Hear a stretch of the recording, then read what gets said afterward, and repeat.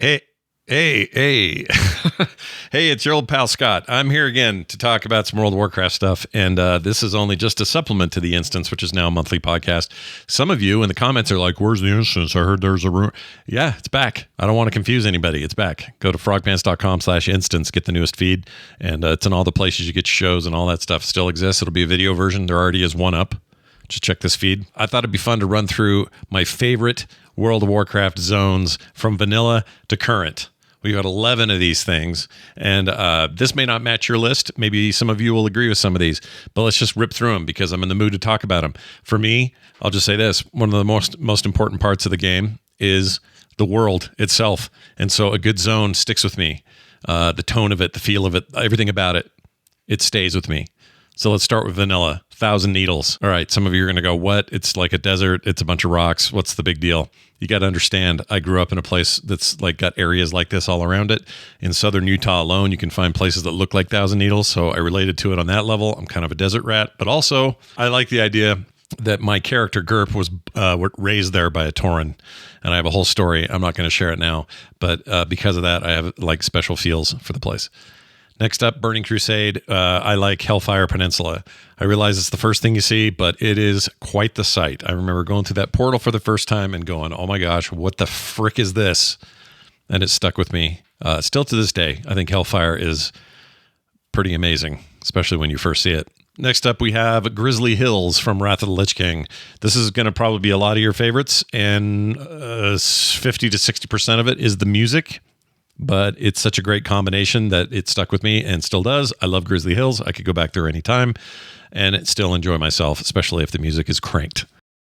In Cataclysm, it's 1,000 Needles again, but kind of for sad reasons.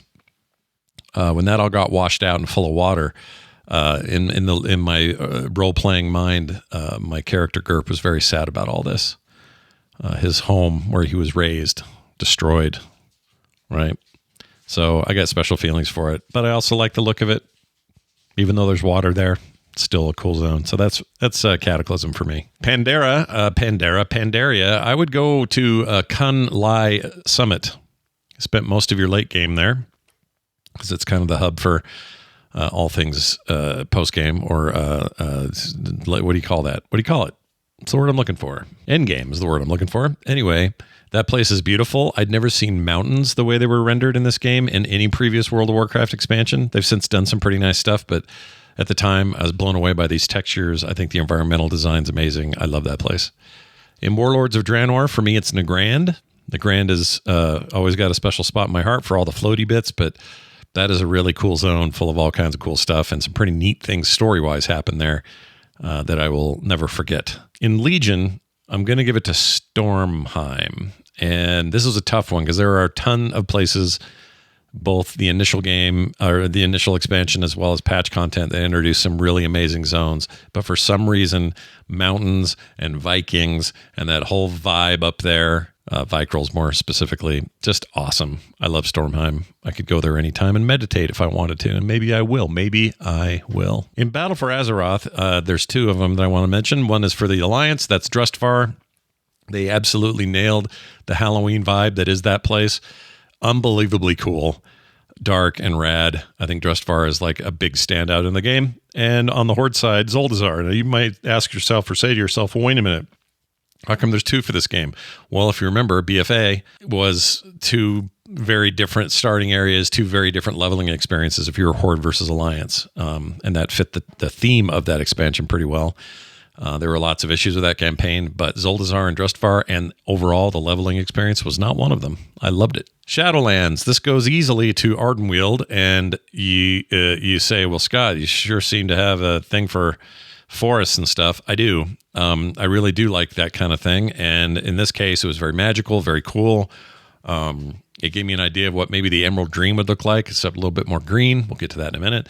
But there were lots of problems with Shadowlands, kind of from top to bottom. Ardenweald was not one of those problems. Fantastic zone design.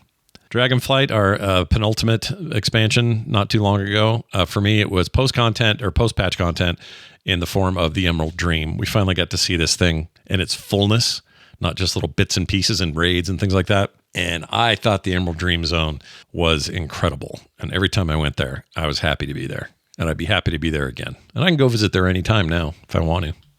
Flying around with Dragonflight, oh man, Emerald Dream, amazing.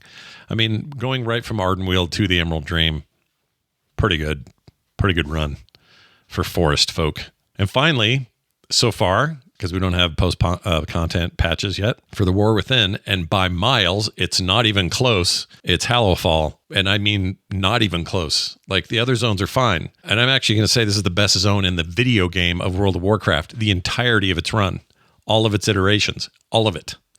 There's never been a zone as cool as Hallowfall. I want to live and die in Hallowfall. All right? That might sound a little weird, but that place is amazing. If you spent any time there, I hope you agree. I'm sure there are going to be some differences here. There's lots of stuff to like about all kinds of places in the game. What are your favorites? Put them in the comments, and maybe we'll talk about it a little bit more. How about that? How about them apples?